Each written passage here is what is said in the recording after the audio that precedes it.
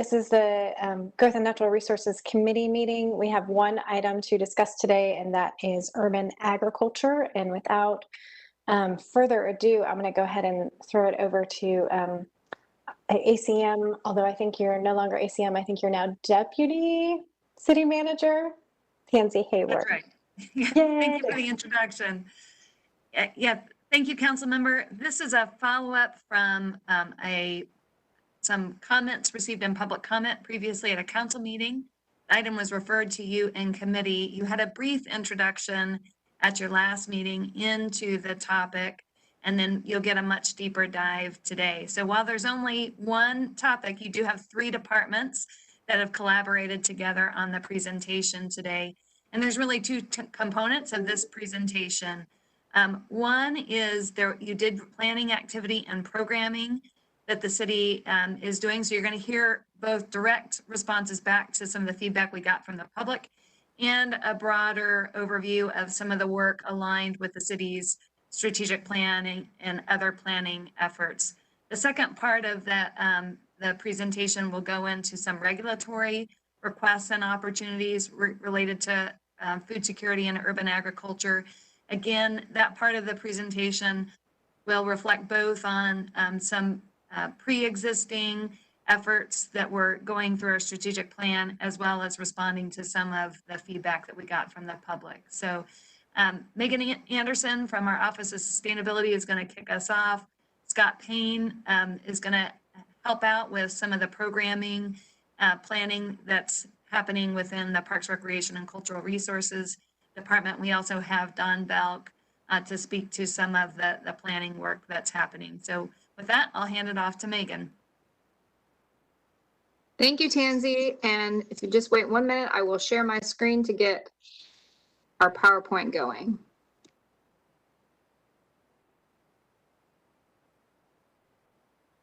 Can everybody see that? Okay. All right. Well, thanks again. I'm Megan Anderson, Head of Sustainability for the city, and I'm joined today by, as Tansy mentioned, Scott Payne, one of the Assistant Directors in Parks, Recreation, and Cultural Resources, and Don Belk, a Senior Planner in Planning and Development.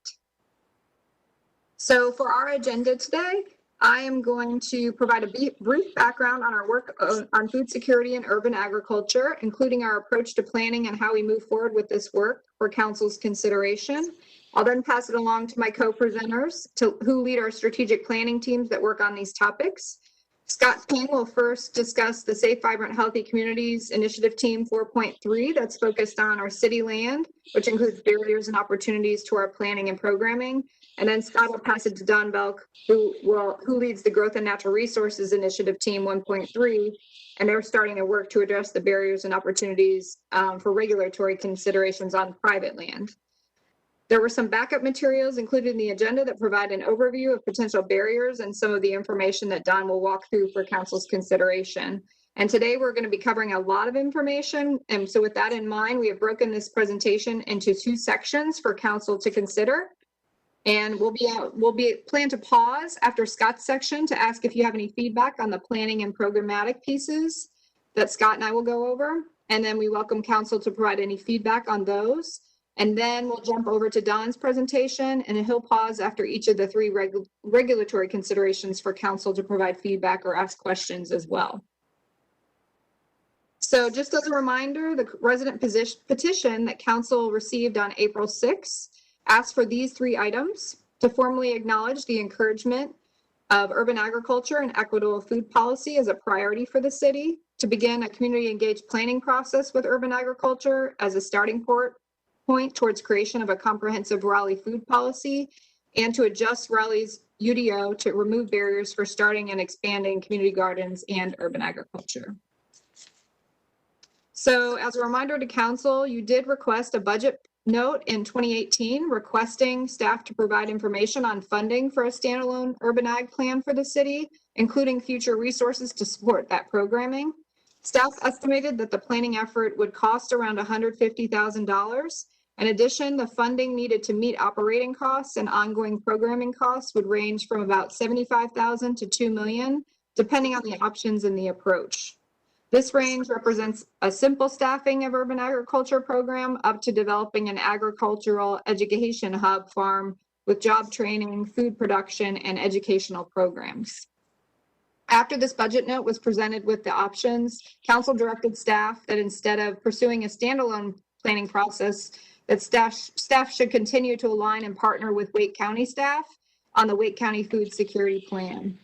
They also added this topic directly to the strategic plan through adding an initiative, and Safe, Vibrant, Healthy 4.1 team from the last strategic plan then focused on urban agriculture, the recommendations of the Wake County Food Security Plan, and education about the benefits of local healthy food options. And some of those accomplishments of that work included the expansion of summer feeding programs, which there's a couple exciting things I'll share just as an overview again. In 2017, we served 14,000 meals, and in 2018, we had expanded that outreach to over 49,000 meals. Through that work, Parks, Recreation, and Cultural Resources and many partners expanded the numbers of city sites and have made other strides to support food security and summer feeding opportunities. We also explored options for supporting a mobile food market with local organizations. Staff worked with the community partners to identify opportunities like a location and a space, supportive programming and community outreach. And as of now, the interested parties weren't able to address some of the requirements like insurance, but this model is still a future option if a potential community partner is interested. And we also created a successful pilot program called Garden Corps. I know many council members came and visited during that. This was in partnership with many city departments, the Wake County government, Wake County Extension Office, the Master Gardeners, and the Food Bank of Central and North Carolina to bring together a youth and active senior volunteers to learn skills in gardening, math, and science. The Wake County Master Gardeners taught the curriculum, and nutrition educators with the Food Bank brought nutrition education to participants, and we provided opportunities for hands-on learning. And there's some pictures on this next slide from that Garden Corps program. So as you can see, we have current policy alignment and a number of our current plans that are guiding our approach to working on urban agriculture and food security. As I just shared on this last slide, the city's prior strategic plan, work on urban ag, and the Wake County Food Security Plan focused on programming to address food insecurity as a priority in the community. This also reflects our organizational commitment to equity and how important access to healthy food is in order to provide Raleigh community members the opportunity to thrive. The City Council's new strategic plan is also really clear in its continued commitment to address opportunities and barriers to urban agriculture and food security through the use of both city land and to identify opportunities and barriers to support urban ag and food security on private land. In addition, there's an area specifically called out in the recent Community Climate Action Plan. The strategy area encourages opportunities to promote green space through initiatives such as the Raleigh's Open Space Plan, as well as to address urban heat islands, tree planting programs, pollinator habitat, food access, urban agriculture, and greenway development. The 2030 Comprehensive Plan and a number of parks and other city planning efforts also address urban agriculture, community gardens, and food security. So as we continue to discuss this topic with council and in alignment with our approach to the CCAP implementation, we continue to think about how we can make the best use of our resources while also having the highest impact in the community. And with this in mind, staff would recommend that instead of starting a standalone planning effort, we continue to work with Wake County on the upcoming plans to update the Wake County Food Security Plan, where we can focus on getting food to those that need it the most and healthy food options for everybody in the community. We'll continue to explore and align efforts and resources between the city and county, and I'll talk a little bit more about that on the next slide. And as part of the work being planned in the new updates to the strategic plan, staff also plans to continue to explore opportunities like pilot projects and to explore barriers such as regulatory barriers that the city can resolve to better promote food security and urban ag in the community. And you'll hear a little bit more about that from Don and Scott shortly. So as we think about making the best use of resources and having the highest impact in the community, staff has been considering the potential barriers and opportunities related to Raleigh's economy. And we just want to mention there are many benefits to having the thriving city, and we have a robust economy, but that's also meant that land prices are skyrocketing, and vacant land that could be available for urban agriculture will likely have many other competing use requests. and the high cost of land in our urban area will likely make it difficult to have a robust city urban ag program that has a high impact. However, there's a lot of agricultural land in close proximity to Raleigh's borders and outskirts, and the opportunity for the city to focus our staff time and resources to align with partnerships and ongoing planning efforts like Wake County's food security work to address the high impact and needs in the community should help us get there. So when we look at the Wake County Food Security Plan, that update is planned to come soon. We've stayed in close contact with Wake County team that works on that. And it's important to note they've actually been really busy during this past year plus working on food security for the community because that's been a great need during the COVID impacts. They are ready to, that's put a little bit of a delay on them getting started on this, but they are ready. We're going to be talking to them shortly. And they have budgeted for fiscal year 2022 to work on an update to this plan, and staff plans to work together with them on a community effort to update that plan, just as we did the last time. In addition to participating in the food security plan, the city has 2 staff members that participate in 2 of the local capital area food network CAFIN circles, the food access circle and the racial justice circle and the food system circle. This provides another opportunity for us to continue to engage and interact with the community on these topics. So before I hand it over to my partners here, I just wanted to mention a couple other things that the city continues to do and support. We provide education and updates related to food and urban agriculture through several outreach portals. We continue to update resources on our website, including events, and we developed some FAQs for urban ag, and we provide connections to other local initiatives. We also link food to our outreach related to Bee City USA and several events related to pollinators, because without pollinators and pollinator habitat, we wouldn't be able to grow food. We also continue to educate and do outreach as we roll out the CCAP implementation, as I mentioned, and we talk about strategies related to food and all the important uses and benefits of green spaces to our community. And I mentioned some of those co-benefits earlier. All right, with that, I'm going to hand it over to Scott Payne to talk about the strategic plan item, initiative 4.3, and then he'll hand it over to Don after that. Thank you, Megan. Hello, my name is Scott Payne. I'm with the City of Raleigh Parks, Recreation, and Cultural Resources Department. And we're going to move through here kind of a 2-prong approach that's in the strategic plan. The first part is the Safe, Vibrant, Healthy Communities Strategic Plan 4.3, where we're focusing on public land. I'm going to talk about the planning and programmatic considerations, potential funding strategies. So here's where we are with that public land. I have a really strong team that's supported by members of the Office of Sustainability, Raleigh Police Department, Housing and Neighborhoods Department, and another colleague in Parks, Recreation, and Cultural Resources. Objective 4 focus of the Safe, Vibrant, Healthy Community Strategic Plan focuses on enhancing community members' quality of life by providing a well-designed community that facilitates active living and healthy lifestyles. Initiative 4.3, the work we're doing, focuses on working with community partners to implement and support strategies that enhance food security throughout the city. Next slide, please. So the programmatic considerations we're gonna cover here, go ahead, Megan, is we're going to continue to participate in the development of the updated Wake County Food Security Plan. We're going to develop a pilot project for a community garden on public land through a structured agreement process. We will continue to educate members on existing opportunities and update those educational materials, and continue our work in expanding the summer food service program and other opportunities to address food security. Next slide. So there are some considerations that in this, how do we provide a pilot program or community garden on public lands? We have to think through, and that's the work that our committee is heavily engaged in now. How do we provide access to water? Are there need for stormwater controls? Is there a need or access for parking? Will there be need to access restrooms? Do we have to approve structures placed on site on public land?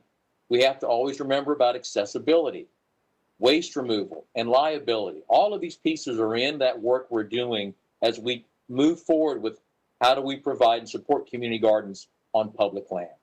Next slide. We're also in our work identifying what are potential funding strategies to support this work. we have the Raleigh Rainwater Rewards through stormwater. Is that a potential? The neighborhood improvement grants and housing in neighborhoods have provided funds for community gardens in the past. How can we continue to leverage that work? Will the Climate Action Fund sustainability is bringing forward? What potential is there for supporting community gardens on public lands? And what are the potential for other grants? Next slide. So the milestones for our initiative, using kind of an equity lens, we're going to work with our GIS folks and map where there are food deserts or areas where people have lack access to fresh fruits and vegetables, and then overlay public land on that map to see if there are potential areas for community gardens. We'll develop a policy framework working with our partners in the city attorney's office and real estate, where there may be a structured agreement format for a third-party manager to manage community gardens on public land. And we're going to continue working and identifying financial resources to implement food security initiatives. Next slide.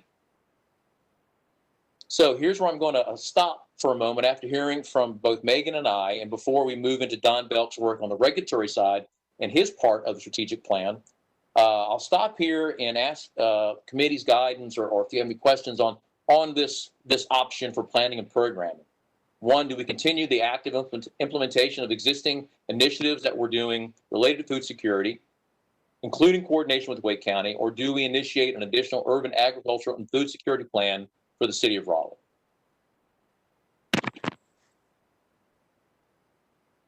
Mr. Cox. Yes, I'm looking at the Wake County plan, and some of the things in there are kind of interesting to me.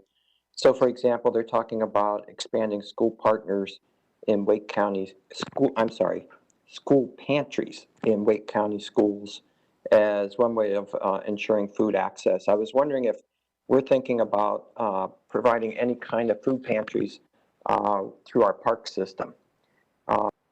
Another is to, under communicate and educate, is to provide classes. And I know that we offer lots of classes through our Parks Department. I was wondering if we are looking into offering classes on gardening and urban agriculture that people could participate in. I'm going to have to look through the rest of this document to see if there are other ideas, but I was wondering if you could expand on any of that. Yes, sir, I can. The food pantry one, we've not started that. It's something that we can consider. What we have done is we've worked with Interfaith Food Shuttle and the program called Backpack Buddies, where we provided that service for children that were registered with our after school or during COVID, even during the rec program, where children that were learning outside of school. So we've done work in that manner and support of families. And as Megan mentioned, the Garden Corps was essentially kind of our first foray into doing, in that case, intergenerational programming, where we brought in the expertise of the master gardeners from the North Carolina State University Cooperative Extension Service. That's something that we see in our work with public lands. If, for example, if we overlay a park space on a area of need, does that space have a center? Can we then use that center to offer some programming opportunities? So that's something we are considering with our work in our 4.3 initiative. Okay. And as far as using public lands, city lands, park lands or whatever, what would be our policies around who gets the food? Who gets to actually farm that land? I know in my hometown, we had a program and each family got a small lot, basically, where they could plant their tomatoes or corn or whatever. And of course, whoever did that was entitled to the food. But, how would we ensure or allocate that resource to different people? Who would get the food? How do we ensure that, that those resources and the food that's grown are actually protected? So that's a great question. And that's one of the crux of the work we're doing for best practices. Kind of the gold standard is finding that third party, someone that has a commitment to food security, and then work with them and let them, that's their strength, programmatically strength, let them manage the space. And that's why we're trying to build the policy framework or in a structured agreement where that can occur, and then let our partner, let them manage those challenges and opportunities in a public garden space. Okay, I got you. Thanks. Mr. Payne, this is Councilmember Stewart. One thing I understand is that the Wake County plan specifically asks each city to take on the work of the plan. And I'm wondering, I mean, to me, it sounds like a lot of what we're doing is taking on that work. And so I'm wondering if there's anything else to respond to with kind of that in mind. I may lean on my colleague who's stronger in this area, Megan, to think through, because she's more familiar, more heavily vested with that. I do agree. I do believe this is some of the work that the plan provides, and we're trying to pick some of that up, or trying to find a way the city can through some structured process where public lands could become available. So I do think that's part of what we are taking on. But Megan, do you have anything you can add to respond to Mayor Pro Tem's question?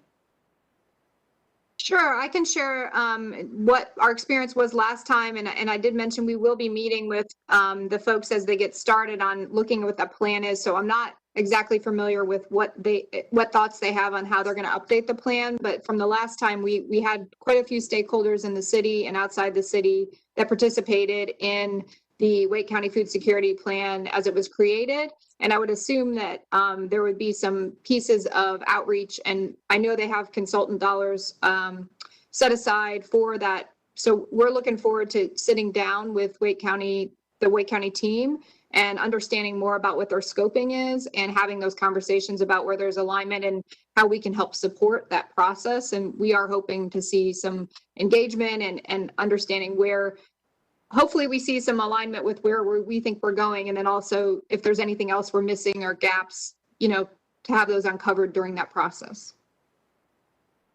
Mayor Pro Tem, I was just going to build on that. I think there was some initial sort of prioritization of the elements in the plan where city resources and abilities seem most applied. But I think the refresh of the plan will give us an opportunity to revisit that if there have been opportunities missed. Great, that's helpful. I think it's super important that we're partnering with them on this issue, and I believe that they have some really great connections with community, specifically on this issue on food security, and want to rely on them, but also kind of impress upon them the importance of making sure that those folks, both the providers of food security and the individuals who rely on those providers, are at the table as they refresh their plan. I think making sure that equity is at the focus of the plan, but also a part of the actual process is going to be extremely important.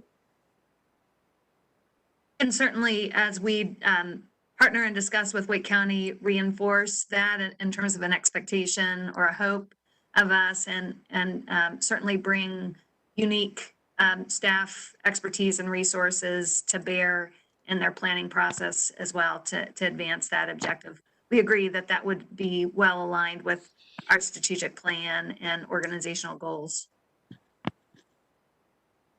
Council members have any other questions before we? Yeah, Mr. Cox.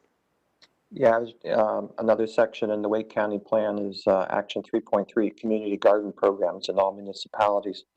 And one of the key considerations is to consider a target per capita number of community gardens. And I was wondering if we've given any thought to that.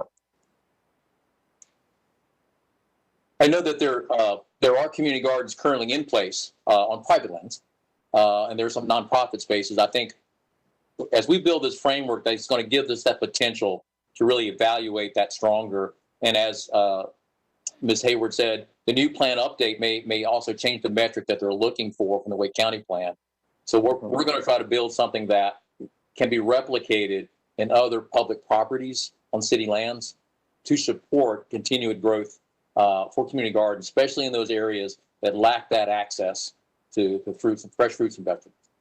Okay, so, Council member, maybe I'll jump in really quickly too. So as you all know, the strategic plan is still pretty new. So initiative teams are on the early part of their work creating their initiative work plans and milestones, which is what you heard from Mr. Payne.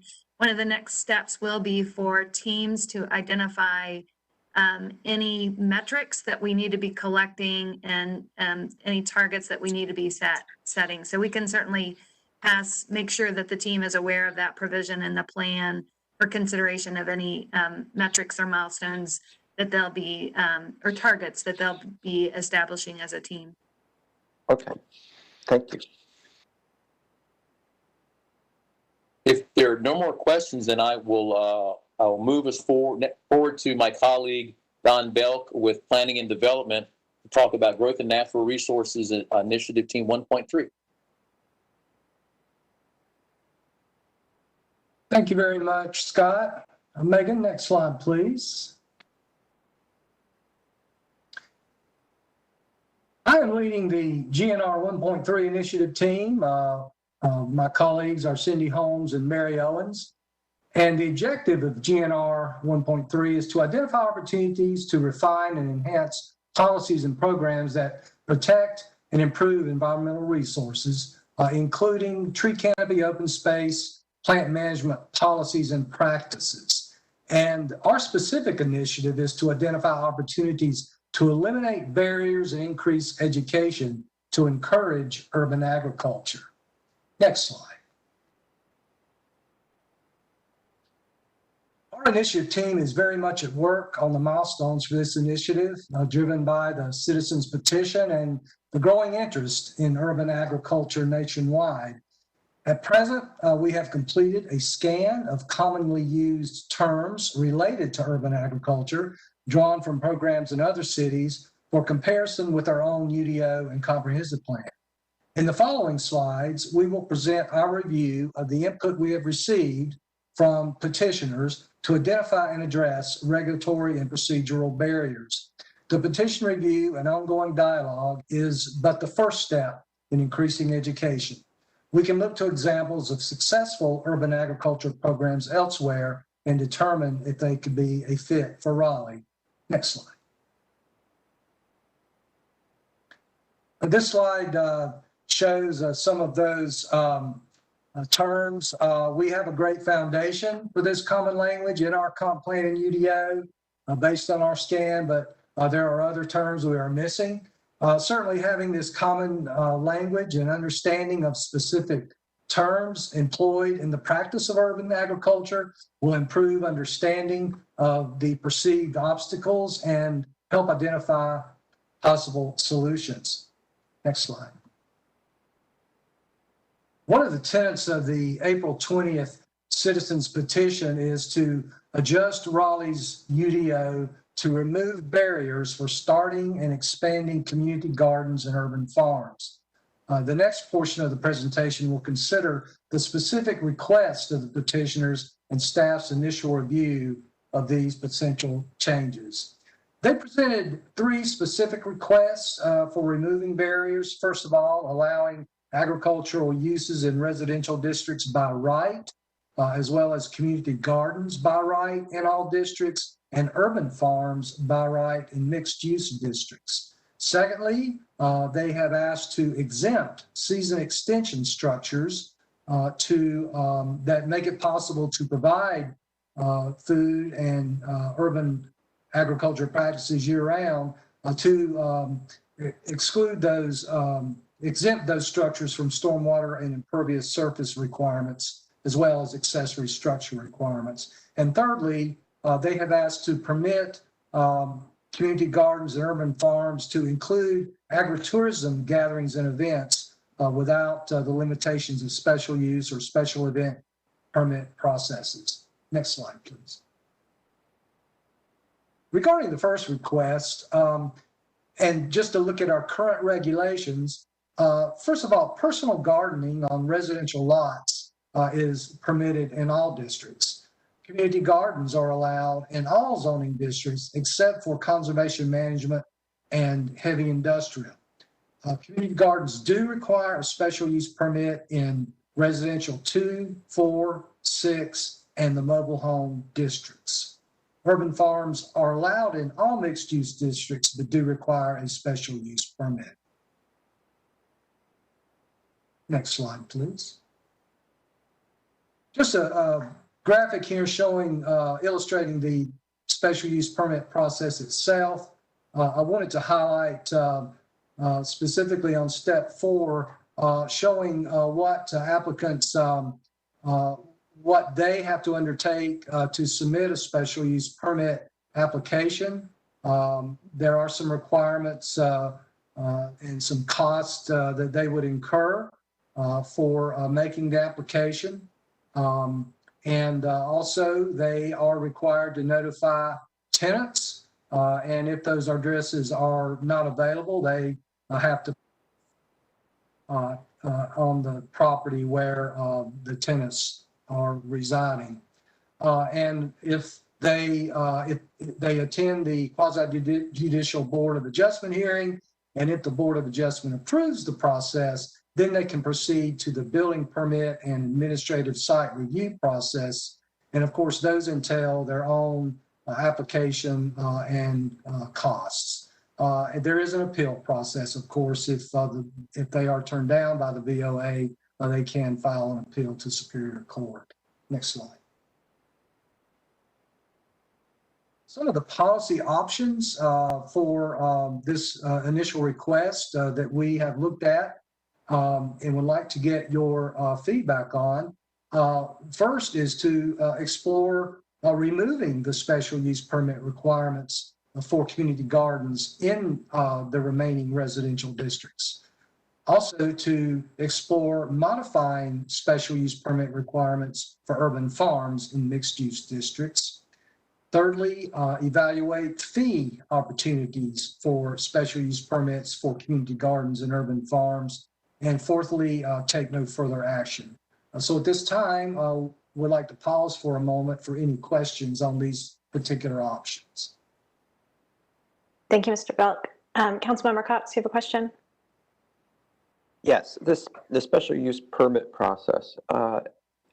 We're not talking about an individual homeowner having a backyard garden, having to go through a special use permit process. Is that correct? That is correct. So who exactly is using the special use permit process? I mean, what are we talking about here? This would be, based on the information we've received from petitioners, these would be individuals or groups of individuals that own property where they wish to employ the practice of urban farming and may require accessory structures, obtaining a building permit, and the use itself is of course dictated by the UDO. So it's really more of a not the individual or even a community that wants to plant have a garden in their common area, but more of folks undertaking an enterprise. An enterprise, a business, basically. Correct. For producing agricultural products, and of course, there has been a recent text change regarding sales of agricultural goods that did loosen some of those requirements, but the special use permit requirement remains for urban farms. Okay. Okay. Thank you. Other council members have questions?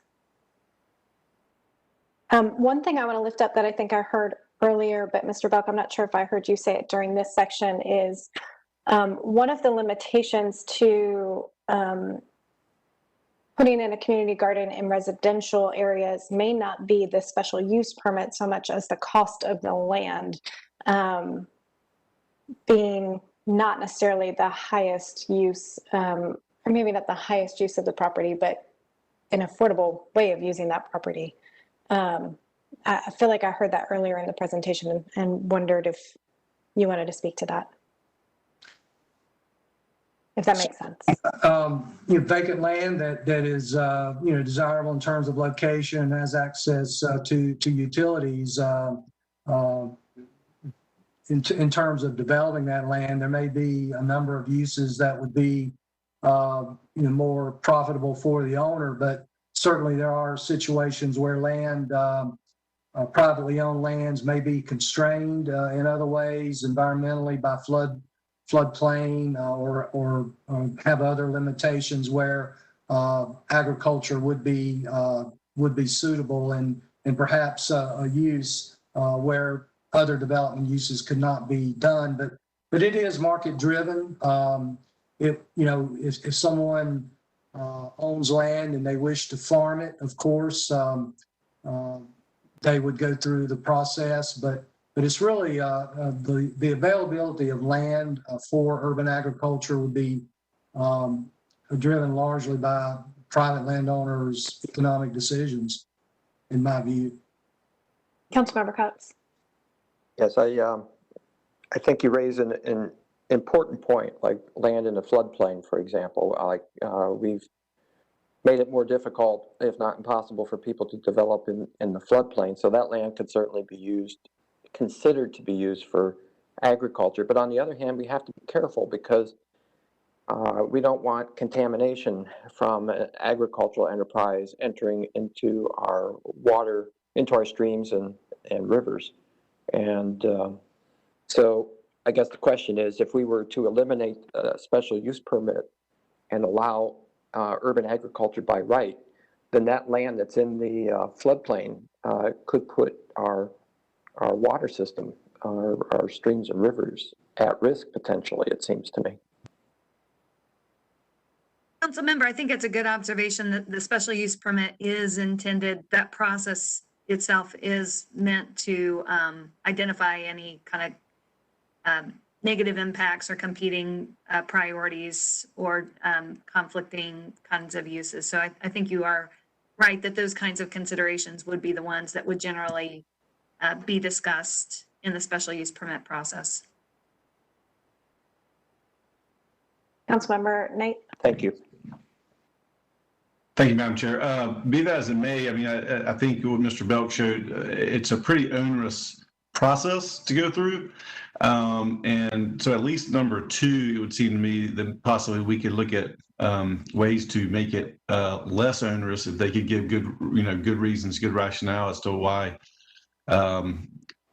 these locations are good places within certain districts that we think that they should be allowed, then at least make it have less of a bureaucratic hindrance to allowing these to take place in places that we think they should be able to take place. Councilmember Cox. I guess I disagree with Councilmember Knight. I don't really see the process as really being that onerous, and it's only $200 to potentially set up a business. So I think to have those protections in place to protect our environment should be a key consideration. Councilmember Knight. There are certain things you could do, obviously, to limit when you talk about fertilizers going in. I mean, you could say they've got to be organic, that they are not going to be.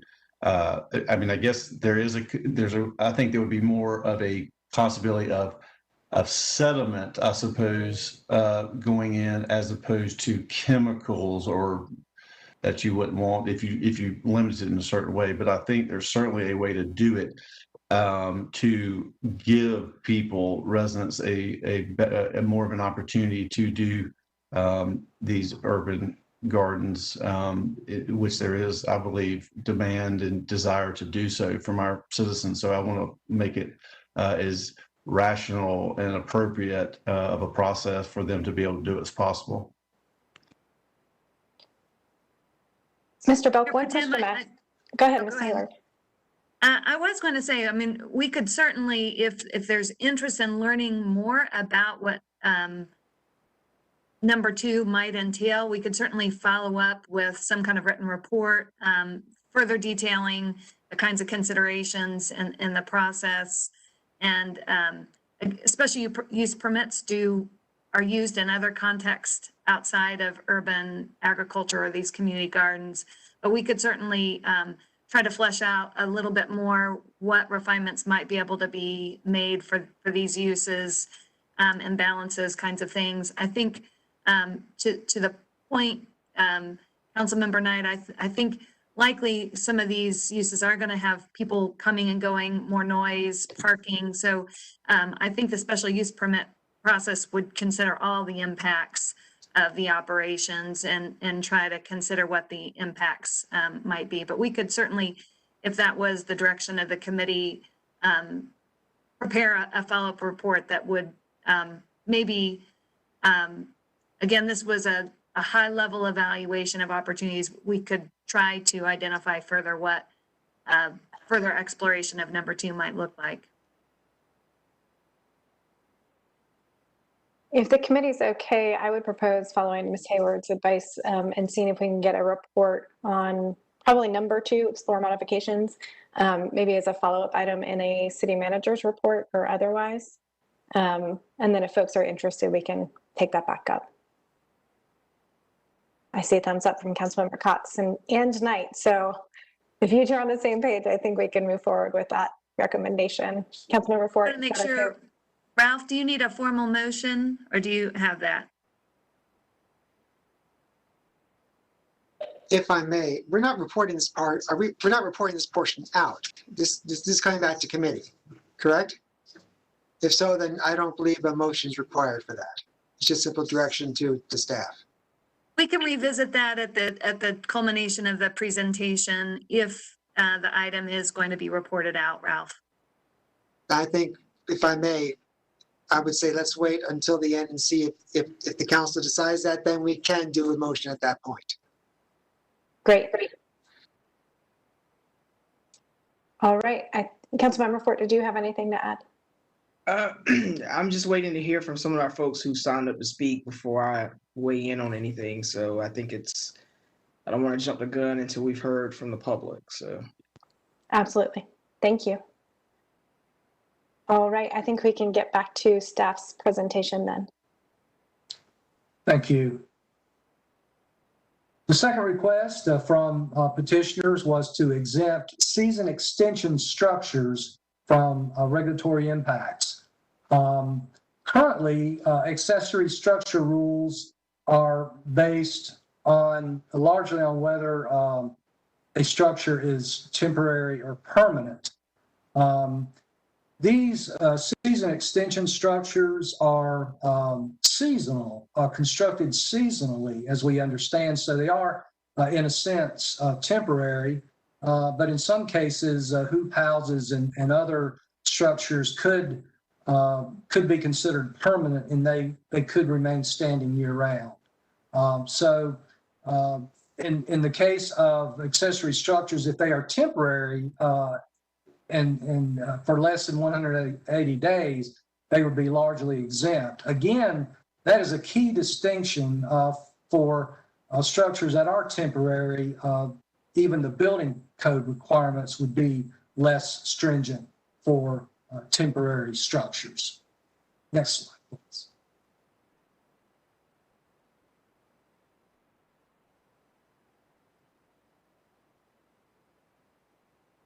Some of the policy options at looking at the exemption of season extension structures would be to, first of all, work with our urban agriculture petitioners to identify specific points of concern and potential areas for changes, and also to look at additions to Article 6.7 of the UDO to address the specific characteristics of season extension structures. Regarding 1 and 2, we simply need additional information from the petitioners to identify those points of concern.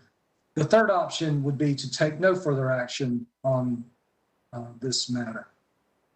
And I'll be happy to entertain questions on this one as well. Councilmember Cox. One of my biggest concerns would be the impact of stormwater runoff. Even I guess the question is, how big are these things going to be, and how is this going to affect neighboring properties in terms of the amount of stormwater or other kinds of runoff, mud, whatever, that might impact neighboring properties. So those would be some questions that I would want to have answered as well. I mean, there's a world of difference between putting up a small shed versus something that's going to cover an acre and in terms of the amount of runoff that would happen, whether it's temporary or not.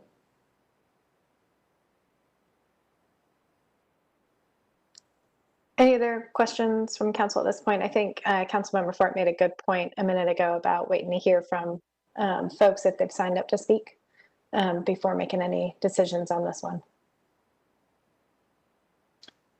Thank you, Mayor Pro Tem. We will go to the third request, and that is to permit community gardens and urban farms to include agritourism events without the limitations of special use or special event permit processes. With regard to current regulations, there is no special use permit requirement for temporary events, which are regulated under Section 6.8 of the UDO. These are administratively issued, and any site is entitled to up to 4 one-day temporary permits per year. Next slide, please. Regarding this request, the policy options could include, again, working with urban agriculture petitioners to identify and evaluate the frequency and scale of desired events and to clarify our temporary use permit requirements, and also to take no further action. Again, we believe that additional outreach with urban agriculture advocates is needed to learn more about their requirements, particularly regarding the season extended structures, temporary versus permanent. And overall, we believe that gaining this additional information will help us identify opportunities to eliminate barriers. For example, mutual concurrence on urban ag-related definitions and terms can help clarify simple misunderstandings of the code.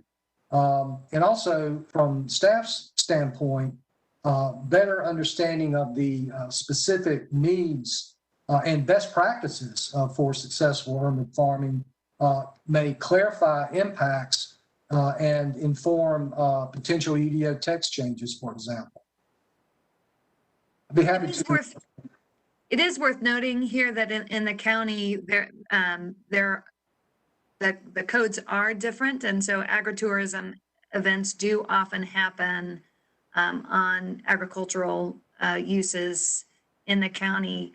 Again, if the council wanted to revisit this to encourage this more, again, those events can be wide-ranging in terms of parties, weddings, other kinds of seasonal activities that if we were going to vastly shift our practices here, we might need to consider again what a process would look like that would balance those impacts in residential neighborhoods.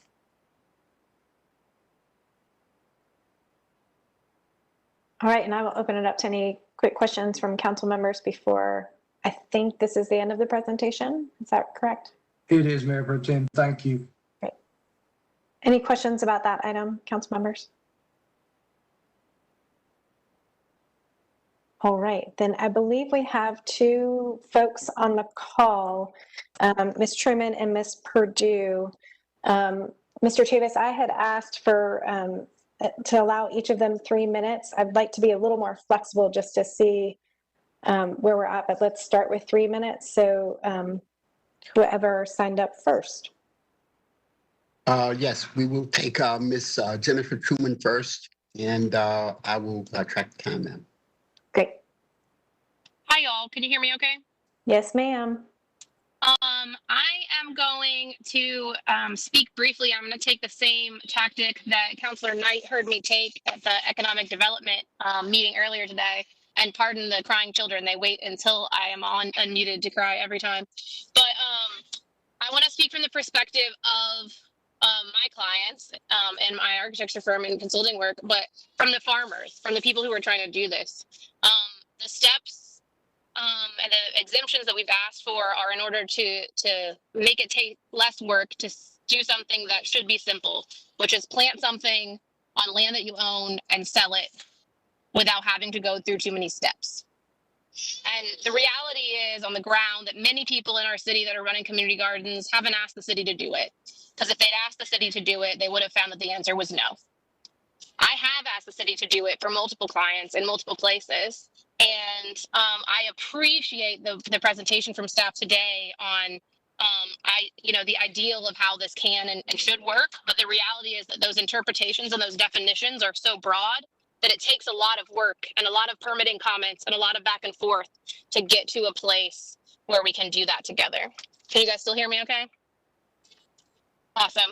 And Yep. so I want to put out that the reason that we're asking for these specific barrier reductions is because we've seen them impact the ability to permit working community gardens and working farms to put that people use as their business. Special use permits are a small thing compared to a big rezoning, but we're talking about small businesses with tiny margins. Farming, I'm sure Tammy will have lots to say about this, but farming is one of the most risky businesses out there. You put a seed in the ground and you pray and you hope and you water and you wait for the weather and you might get something out in the end. And with that in mind, any other steps that we add in interpreting and in biasing along the way is another risk to getting these things done. I think that's why we see people not permitting them. And so really my goal and most of the petitioners' goals in putting these things forward is to come up with a system of rules that is common sense and applicable across the board. And so this is our first stab at them. And I think the other piece of what our ask was, and I'm going to go back to the presentation about whether or not we need a Raleigh specific policy, or whether we need to just help Wake County with theirs. Our team believes strongly that we need a Raleigh specific policy because it's our responsibility as a city to affect how we control our land, and you can't farm without land. And the county doesn't have that same land use lens. And Mr. Belk, in his thoroughness, and I really appreciate his thoroughness at looking at each of these barriers, he's been clear that more conversation with us as petitioners, and I think we all as petitioners believe with the community at large, is necessary in order to come up with better rules. That's why we asked for a Raleigh specific comprehensive plan for equitable food policy and urban ag, is in order to have those conversations, to engage the public and to engage our expertise of local farmers, to have those conversations and figure out what those definitions need to be. Maybe the solution is the text changes that we proposed. Maybe it's a different one. Maybe it's economic development. I don't think we have all those answers today. And that's why we need a plan that really looks at Raleigh specifically. And I'll pause here. I think I've said enough. This is something I'm really passionate about. And I've spent 6 years getting to know the urban ag community and working closely with them on all of these pieces. So, I'm happy to be on this call and that we're getting to have this conversation. And I thank everyone for their work and hearing us out to this point. It's nice to see a petition be heard and become a thing that gets discussed. But I'll go ahead and pause. And if anyone has questions, I'm also happy to answer those as you like, Councilor Stewart or others. Thank you so much for taking this up. Thank you, Ms. Truman, and thank you for your leadership on this issue. We have Ms. Purdue as well, Mr. Tavis. Yep, I'm here. Hi. Hi, can you hear me? We sure can. Oh, good. Thank you so much. I agree with Jen, who has been, I've been with since 2014, working in urban agriculture in Raleigh and watching it slowly become respected from the point of view of zoning. And I do want to answer Mr. Knight's concern about how onerous this process has been. I just want to say that I was the person who did the text change for the farm stand, and let me tell you what happened with that. After the law was changed, or the ordinance was changed on April 2nd, I applied for my farm stand permit, and I was denied my farm stand permit because the person who reviewed my application cited me with the old law. So we are appealing, but let me tell you, every bit of this has been onerous from the very beginning in 2013 when we first asked for a community garden permit here at the well-fed garden. So it is not, I don't think any other business has been through the barriers that we have. We get people knocking on the door asking, you know, if our ornamental grass in our pollinator garden is below 18 inches because it's illegal to have grass that's over 18 inches in the property. So I'm telling you, it has been onerous. And we're very hopeful that we can get some of this changed. And as to the season extension buildings, I don't believe there's any place. Well, first of all, I think we are the only special use permit for a community garden in Raleigh, because I looked that up about I feel like 9 months ago, and we really aren't fully there with that. We still have some issues with our permitting with regard to our season extension buildings, and I don't think there's any property in Raleigh where a community garden or an urban farm would ever have anywhere near an acre season extension building. They're small. They're usually the biggest ones that there are, you know, roughly 100 feet by 25 feet. So there isn't one that's going to pop up in the middle of the city that's going to be an acre that I can foresee.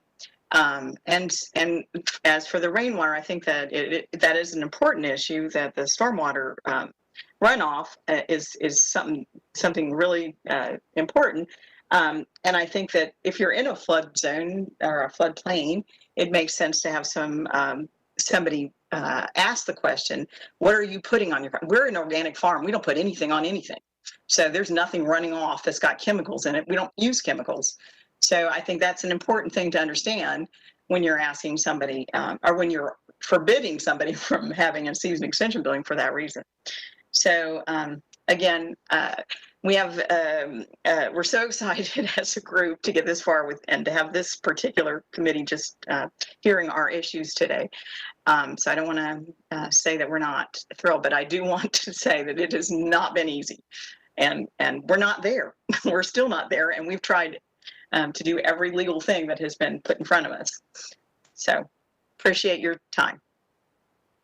Hey, members, I know you're going to be interested in engaging. I will share that I've taken a note. Ms. Purdue, Pat Young, our Director of Planning and Development, was not able to be on this call this evening, but if we had a staff training or error issue, I'll have Mr. Young follow up with you to get more information. Thank you, Ms. Hayward. Thank you, Ms. Purdue, for being with us today and sharing your comments. I'm interested in council members' comments and thoughts.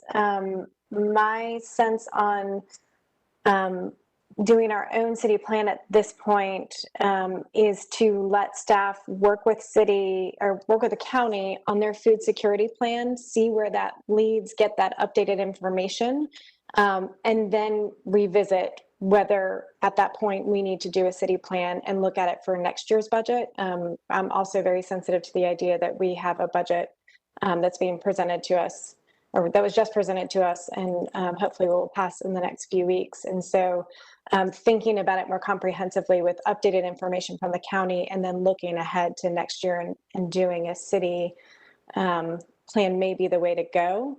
But I'm interested in what other council members are thinking on that, but also on the regs today, regulations. So used to muting myself after I start. Councilmember Fort. Well, you know, I know we've had some conversations about the importance of food security, and certainly, you know, conversations about the ability of folks being able to, you know, participate in urban agriculture and, you know, maybe sell their goods, you know, to their neighbors.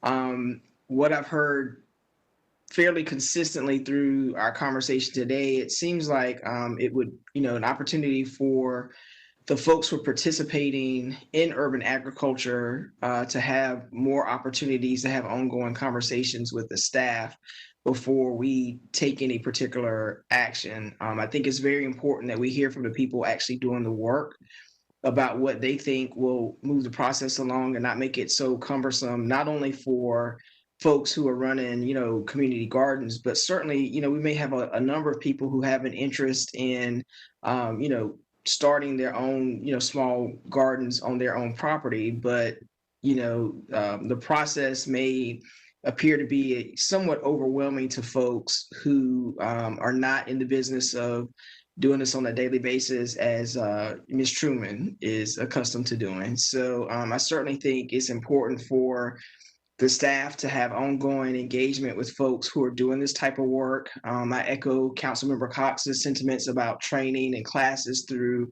the park systems for folks who may not necessarily be familiar with how to get a community garden or even their own little garden up and running. So certainly we want to do that work, but we also want to make sure we're educating people on the process so they don't get frustrated in the midst of trying to get the permits and necessary applications and stuff like that reviewed and completed. So whatever it takes for us to have ongoing dialogue with the folks doing the work and making sure the regulations are user friendly for the people who are participating would be where I would be leaning. Thank you. Councilmember Cox or Councilmember Knight? Councilmember Cox. Yeah, I agree with Councilmember Ford on all her points. I mean, my main concern is that we don't introduce any unintended consequences that end up harming neighbor properties or the environment. So that's really where I'm coming from. Councilmember Knight. Thank you, Madam Chair. A couple of things to step back real fast, because and I know this is either I wasn't paying attention or this is naive, but folks having their own gardens on their own property in the city limits, is there any limitation to that? I mean, I have a small garden. I think most people do. Is there any limitation to that right now in terms of size or other impacts? Or is this, I guess the definition, is this when you're looking for a business where you, I guess, can a nonprofit or a profitable business, and or where you're using public land potentially? Is that the limitation, the parameters around this? And then I have a follow-up question to that, just to make sure I'm clear. Yeah, Councilmember, we addressed that, but only briefly at the early in the presentation. I think Don Belt can address that briefly, and if you have more in-depth questions, I think we do have Justin Rometta available as well. But you are right that individuals can have gardens on their own properties. I think it's at the point that we get into issues like accessory structures and those kinds of things that they would encounter potentially some regulatory impact. So Don, is it best for you to take that on, or would you defer that question to Justin Rometta? I'll gladly defer to Justin, Ms. Hayward, but you're absolutely correct. Gardening on private property, and even a neighborhood desiring to do a garden on their community common area is not regulated. It is when you get into accessory structures and needing electricity and things like that. Okay, thank you for that briefly. And I know there's more to it, but I appreciate it. That's what I thought. Thanks. But so back to Ms. Perdue and Ms. Truman's points about, so what I liked, I mean, I agree with what y'all are saying, that we need a little bit more time, effort, and focus on creating a plan for Raleigh. I do think long term, we do need our own. I agree with that. I don't think we're ready to go get there in this budget cycle. It doesn't sound like, but I think continuing this conversation with these stakeholders, I think, is important. But in the meantime, I hope we can work on some things to not hinder what is already occurring out there or being attempted to occur. I know some of us at least want to expand these opportunities, but I thought I got from Ms. Perdue that what was already going on in terms of urban gardens may be being hindered by our regulatory process, which it would seem to me we could work on now in terms of the special use permit, et cetera, if there's ways to make that less onerous, less costly, and for those that are wishing to do this. So put that out there. Thank you.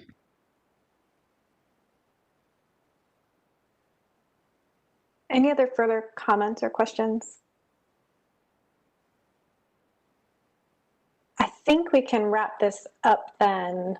If folks are comfortable, and I'm keeping an eye on both Ms. Hayward and all council members to kind of see how y'all feel about this. But I think we could make a motion to report this item out with asking staff to address the special use permit and any modifications to it through a future report back to us, whether that's a manager's report or otherwise. With the understanding that staff will work with the county on their food security plan, and then we can, after we get that information, that report back at the appropriate time, we could consider bringing this back up at council to talk about the possibility of doing a city plan. So moved. Am I leaving anything out? Thank you, Mr. Cox.